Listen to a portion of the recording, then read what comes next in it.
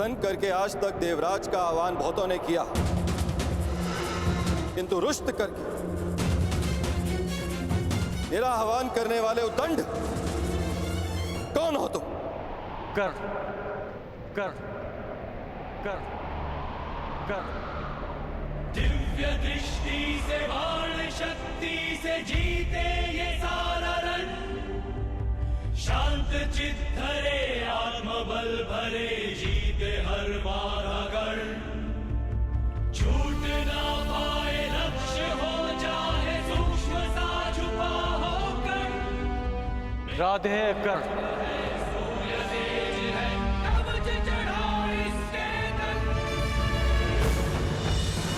आह्वान करने के केवल दो ही कारण होते हैं, भक्ति के लिए या चुनौती के लिए। परंतु देवराज इंद्र को चुनौती देने के लिए तुम्हारी आयु बहुत कम है और तुम्हारी उदंडता देख तुम्हें भक्त समझना कठिन। भक्त तो मैं हूं देवराज, परंतु आपका नहीं, अपने गुरु का।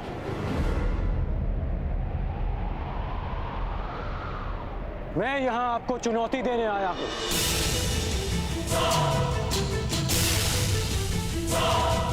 मुझे देवराज इंद्र नहीं,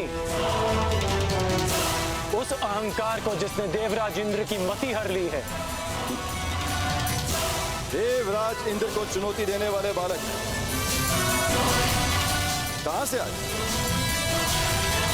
मैं भी जानने का इच्छुक हूं।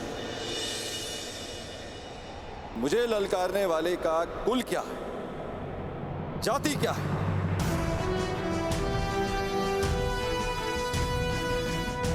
ज्ञानियों की आयु नहीं देखी जाती और ना ही वीरों का कुल पूछा जाता है।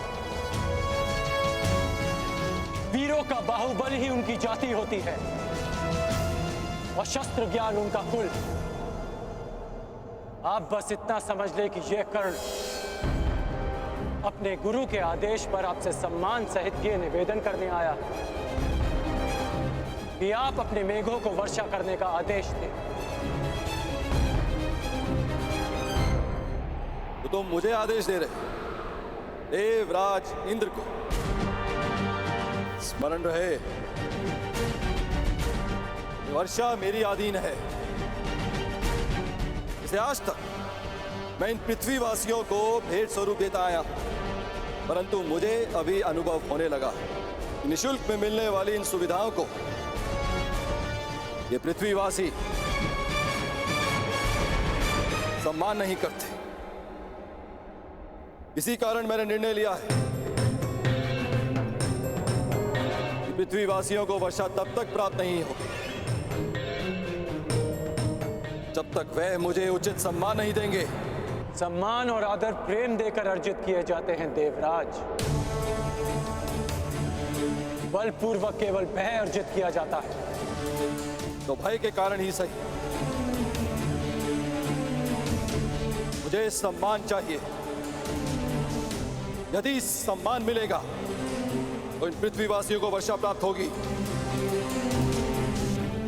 और उपेक्षा की तो वज्र। महर्षि दधीच ने अपनी अस्थियां आपको वज्र बनाने के लिए दी थी ताकि व्रतासुर जैसे असुरों का नाश हो,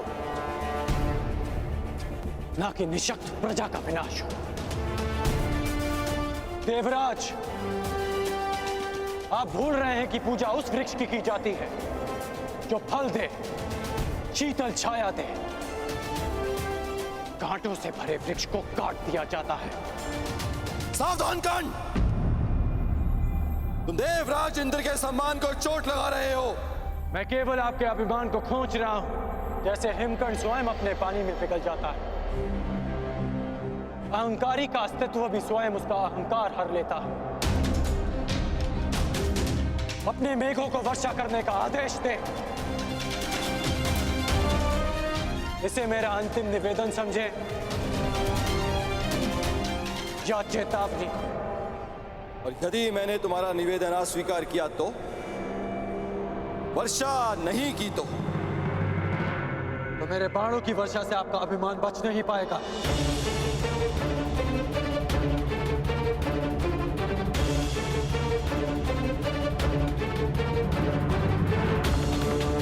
अज्ञानी बालक, एक इंद्रधनुष क्या बना लिया, देवराज इंद्र का आह्वान क्या कर लिया, तो समझने लगे कि तुम मुझे चुनौती दे सकते हो। 2 बाण क्या प्राप्त हो गए। तुम्हें प्रतीत होता है कि तुम वज्रधारी इंद्र का सामना करोगे। आपको वज्र दान में मिला है देवराज।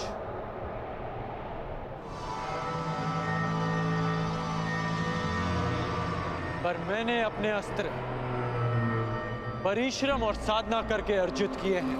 बस उद्दंड बस।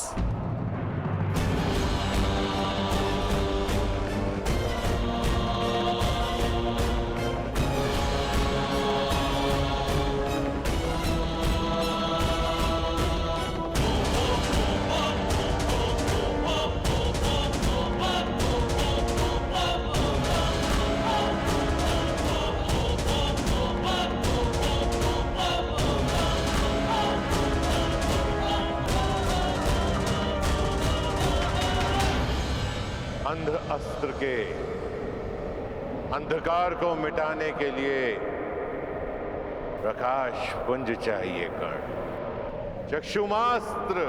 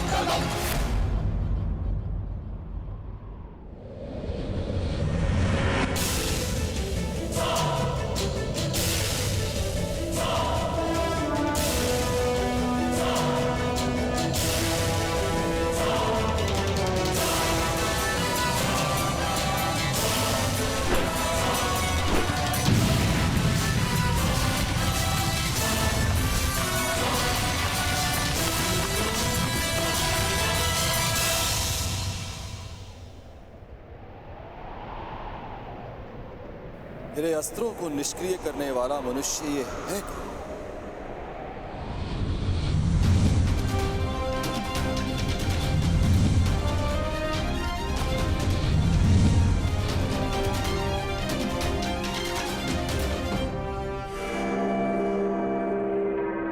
देवताओं को शक्ति मनुष्य की भक्ति से मिलती है, और जब देवता अहंकारी हो जाए तो मनुष्य को विरोध में खड़ा होना ही पड़ता है। और आज ये मनुष्य देवराज इंद्र पर ही इंद्रास्त्र का प्रयोग करेगा।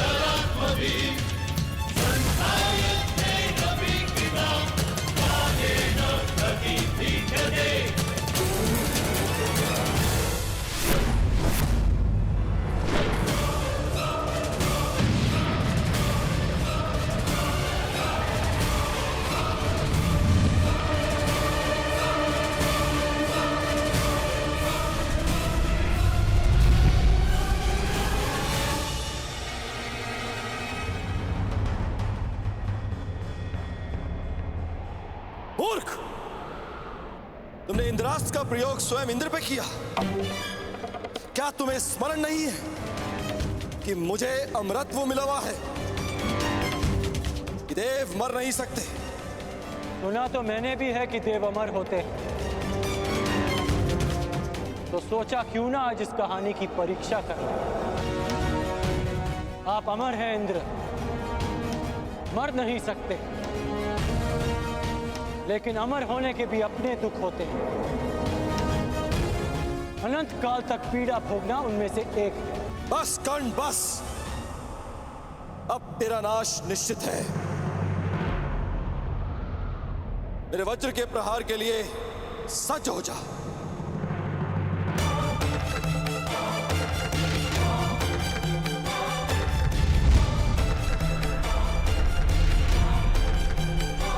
देवमानवयोः युद्धं कर्णस्य च महेन्द्रस्य च दृष्टमिदं किञ्चित् न केनापि कुत्रचित्।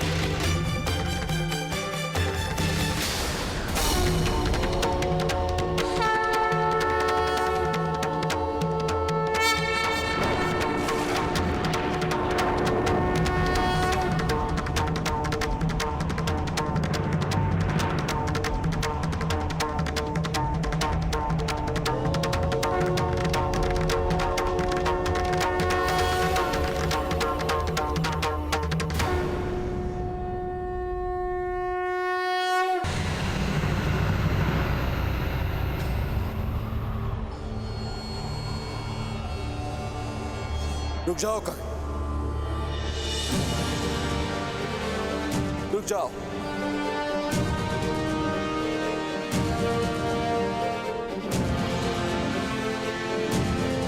मैं अपनी पराजय स्वीकार करता हूं।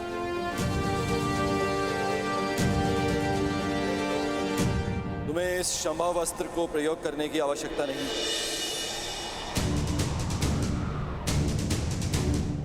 गंगा पुत्र भीष्म और आचार्य द्रोण के अतिरिक्त मैंने किसी धनुर्धारी में इतनी मेधा नहीं देखी, इतना बल नहीं देखा।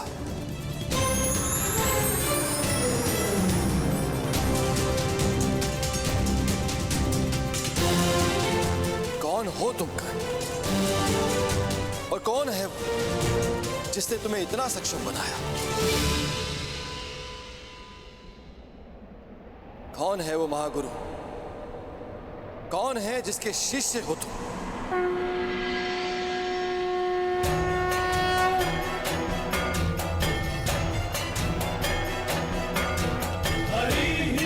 भाई जिसने गंगा पुत्र भीष्म और द्रोण को शिक्षा दी थी।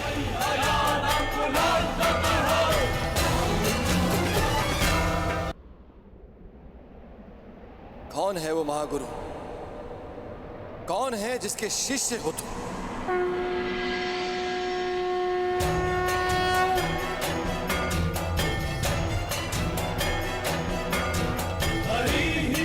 भाई जिसने गंगा पुत्र भीष्म और द्रोण को शिक्षा दी थी। प्रभु परशुराम आप? कर्ण, तुमने बताया क्यों नहीं कि तुम प्रभु परशुराम के शिष्य हो? क्योंकि आपके अहंकार ने आपको यह प्रश्न पूछने ही नहीं दिया। प्रभु, मैं अपनी इस उदंडता के लिए क्षमा चाहता हूं।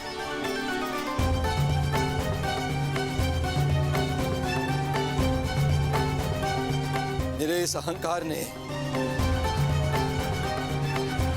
मेरी मति को हर लिया था, जो मैं समझ नहीं पाया कि ऐसा प्रतिभावान योद्धा केवल आपका ही शिष्य हो सकता है। मैं क्षमा चाहता हूं, अर्थात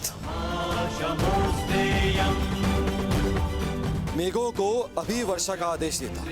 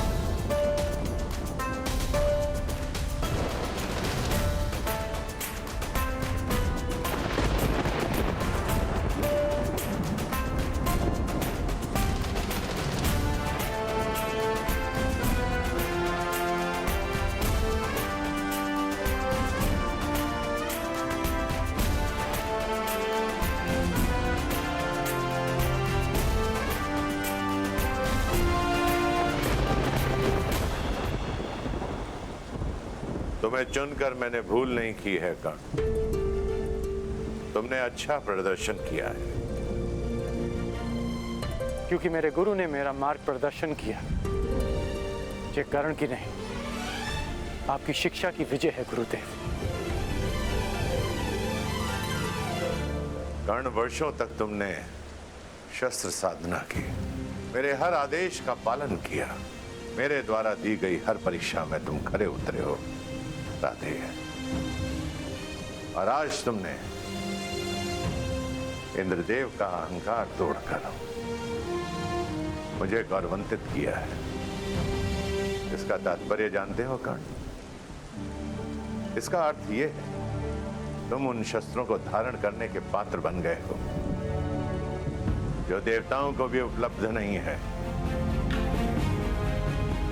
मैं तुम्हें ब्रह्मशील अस्त्र की दीक्षा दूंगा। मैं तुम्हें ब्रह्मांड अस्त्र की शिक्षा दूंगा। और परशुराम को सदैव ये गर्व होगा, ये दीक्षा प्राप्त करने वाला राधे कर्ण परशुराम का प्रतिबिंब है।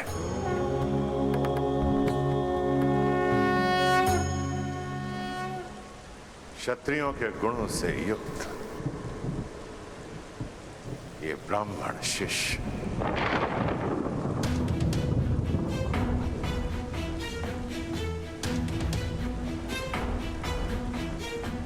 इतने वर्षों में असंख्य बार तुमने मुझे मेरी युवा अवस्था का स्मरण कराया। और आज इन मेधों को, इस नभ को, 7 तल्लों, चारों दिशाओं को मैं साक्षी मानकर सगर्व कहता हूं कि धनुर्विद्या में और युद्ध कौशल में तुम परशुराम के पर्याय हो। महादेव के अतिरिक्त तुमसे श्रेष्ठ धनुर्धर कोई नहीं है इस संसार में।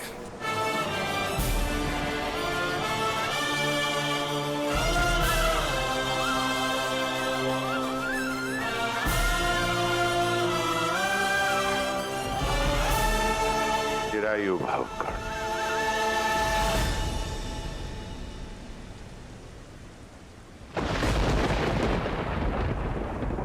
कर्ण, कर्ण, कर्ण, कौन है ये कर्ण? कहां से आया इसमें इतना बल, इतना कौशल? कहां से पाया इसने इतना तेज? समझ नहीं आया कि केवल ब्राह्मणों को शिक्षा देने का प्रण लेने वाले परशुराम ने आखिर क्यों एक सूत पुत्र को अपना शिष्य बनाया। कुछ तो भेद है जिसे इंद्र भेद करके रहेगा। देवराज इंद्र को तो तुमने पराजित कर दिया कर्ण, परंतु देवराज इंद्र के भीतर